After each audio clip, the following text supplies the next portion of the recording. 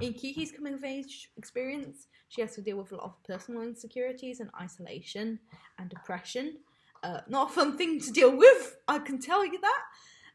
By overcoming this adversity, Kiki actually loses her childhood innocence and emotionally matures. Some of the insecurities she faces are her black dress, which at the beginning, like, she doesn't want to wear the black dress because she wants to wear something more stylish, but it's more seen as a uniform for her as a witch. And it also makes her stick out from a lot of crowds, and it separates her from when she goes into the town, there's a lot of children that don't work, and whereas she's having to wear a uniform, and so it's quite clear she's having to work. On the way to a town, she also meets a senior witch who's almost completed their year away. They already know what they've specialised in, they already got a lot of experience beforehand, before the year, so they were already basically very knowledgeable. Yeah, and so, like, she's very formidable against Kiki. Kiki doesn't even know how to fly, so I think her mum really should have taught her that. Her mother even forgot to teach her her herbalism skills that she had. So I don't know what the heck Kiki was meant to be doing. Like, yeah. So Kiki even becomes unstable on her broom when she's talking to the girl because she's becoming so nervous about everything. And the witch even warns her, like, a lot can go wrong, and like I think that's very good foreshadowing for like the future when she starts having a lot of struggles. She also has a lot of insecurities in that she actually moves to a non-magical town, so there's no other witches there where she can like talk to, gain experience from, console when she's having issues, and like she can't even use her magic. Well, I mean, she can use her magic, but like she has to find a new way to like commercialize it. There's a lot of people that don't understand the witch customs as well. Only the man in the clock tower seems to remember there being a witch there before, or even knows about witches. So she has to keep explaining that she's a witch and that she has magic and she can fly, because everyone's like, oh my god, you can fly? How can you fly? Yeah, and also like, and on her entrance into the town, she actually causes a car crash because she isn't paying attention when she's flying, and a bus like dodges her and then hits a car, and then she's getting chased by the police, and she's like, oh my god, this is not a good way to start going into a place. And it makes her very nervous around policemen after that, I remember. And then also she's just being stared at quite a lot, like the whole time this crash is happening, everyone's staring at her because she's still flying, and they're like, what the heck? And so then she actually has to go onto the floor, and she's just pretending to try and walk, and she's like, oh yes, it's absolutely normal that I'm holding a massive broom. And also there is the issue of like the policemen don't understand why she doesn't have her parent there, and it's the same problem at the hotel. They're like, don't understand why she doesn't have her parent there. The fact that she goes to a non-magical town also just distances her from the other children that are there, because a lot of them don't work, whereas she's like having to work for this whole year, and they don't seem to understand the witch customs, and they don't understand why she's working. They don't understand why she doesn't just go back to her family. There's also just the extra barrier that she actually used to live in the countryside, so she's not used to the town at all. Like, she doesn't like, she's in awe of all the buses and the cars and everything about it, so she doesn't really understand like the culture that's there. And also there's the fact that flying isn't seen as a skill there. She basically has to make it into a commercial business to actually make money. There's also another insecurity she faces is are the other children there. There's like a clear disconnect between her and the other kids, like in the different clothing they have, like the fact that they don't have to work and they can go driving around and just enjoy themselves. And they're frankly like, quite a few of them are shown to be ungrateful for Kiki's hard work when she delivers stuff to them. Tombo is one of the main children that actually talk to Kiki during the film, and it's like insecurities brought up on by that because he's like very interested in aviation. He's part of the aviation club, and he even has like a propeller thrust bicycle. But like, first of all, Kiki like doesn't want to be distracted by boys, and she's already clearly stated this at the start, and she's like, she knows Tombo's possibly interested in her, but she doesn't want to be distracted from her job, basically. And also there's the fact that Tombo just every single time just wants to just talk about flying and doesn't really seem to want to get to know her, which is a bit of a dick move. And like, for example, he says like, you're so lucky, Kiki. I wish I could fly.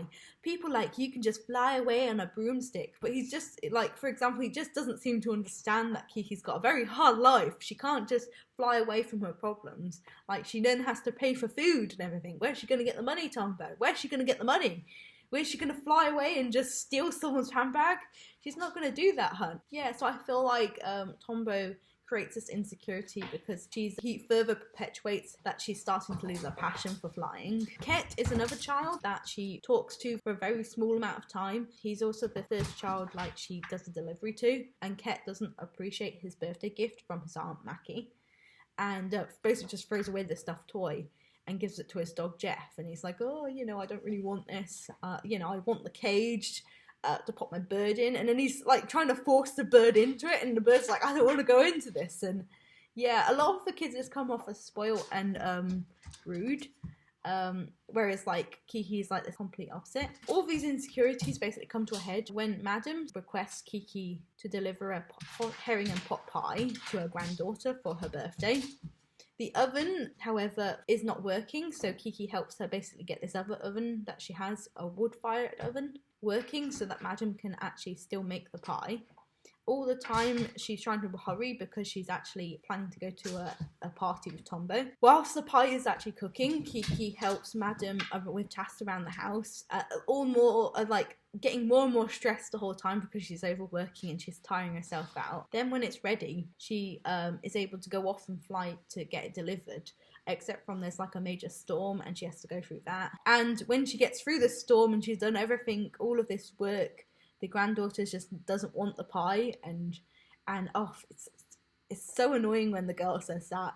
It actually breaks your heart when you watch it. It's so upsetting.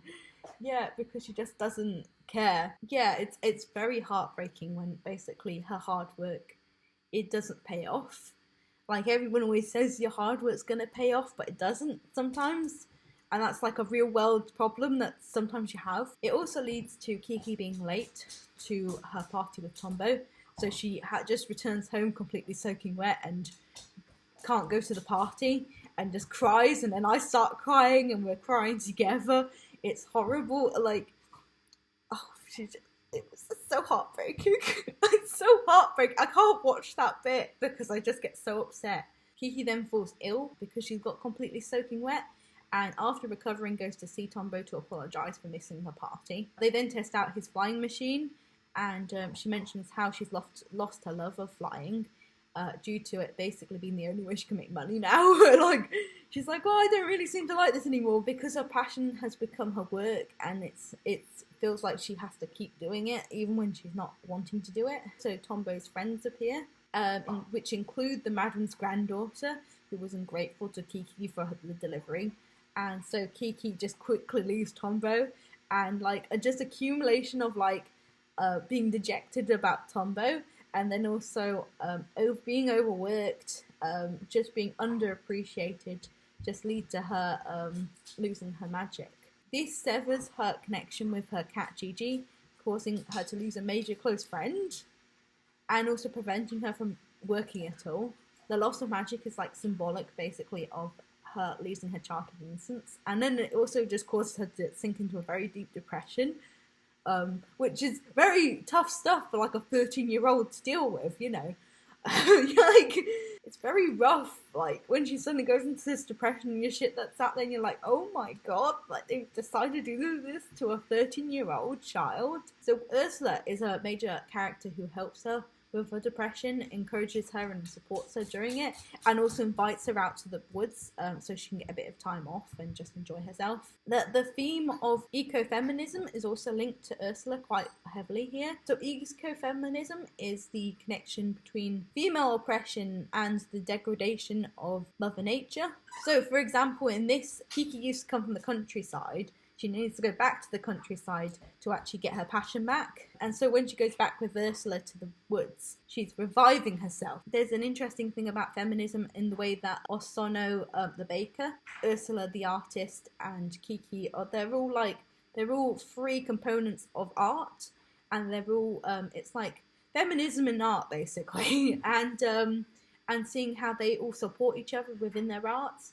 And so they all support Kiki when she's having a hard time, and like Kiki also then supports Ursula and Osono, and so they all seem to work together. In fact, there's a quite good quote from Ursula that talks about like this feminism and how they all work together within the arts. So she says, "Trust in your spirit. The same spirit is what makes me paint and makes your friend bake, but we each need to find our own inspiration.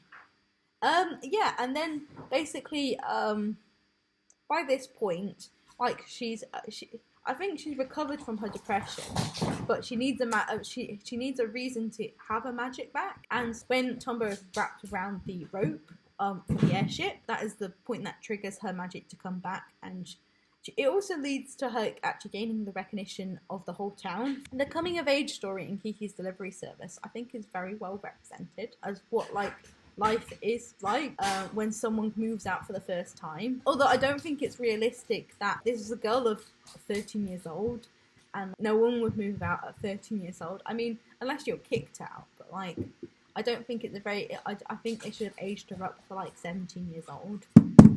To make it more of a realistic coming out story. I do like, though, that her age is actually seen as a factor. For example, that when she's trying to get a room, from my experience in England, you need to be 18 or over to get a room in a hotel or hostel. I had a lot of issues when I was looking at universities originally for my undergrad, and I had to prove every time that I was 18, and I had to bring my passport and just hope that I didn't lose it. I think her insecurities as well, in regards to her fashion sense, other people, and overworking, are also very apt. So when I moved to Scotland for my undergrad from England, it was a very big difference. It was massive. I felt very isolated quite a bit because everyone had like a Glaswegian accent, which is a very thick accent in Scotland. It was very strange. It was, I didn't understand my lecturers sometimes, and if you can't understand your lecturers, there's no point in going to university.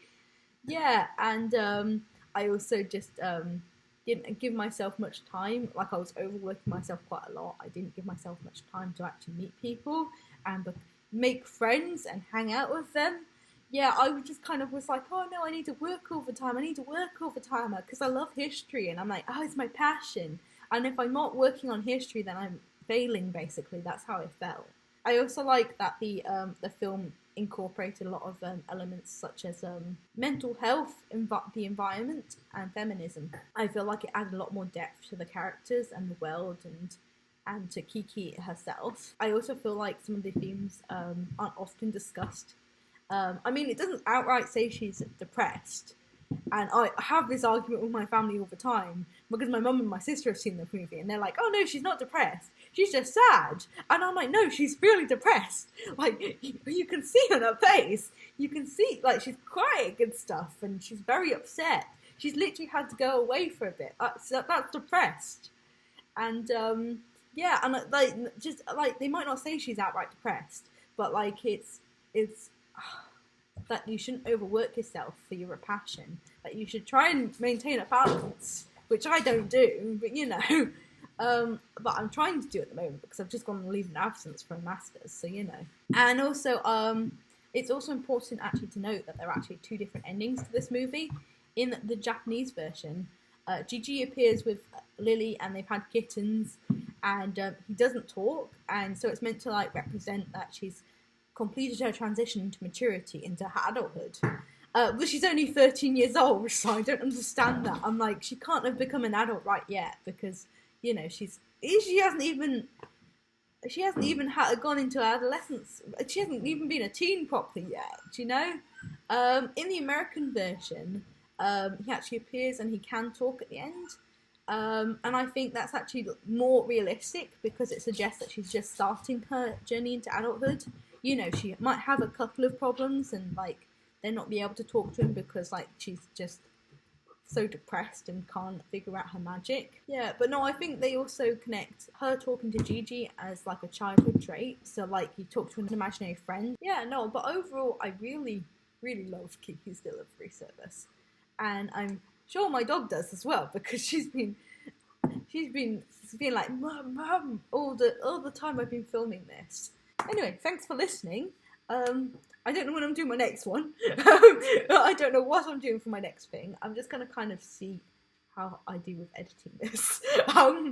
Yes, I'm sure it'll be wonderful with all the dog barking and everything and squeaking and playing and oh God, yes. Yeah, have a good day. Take care. Bye.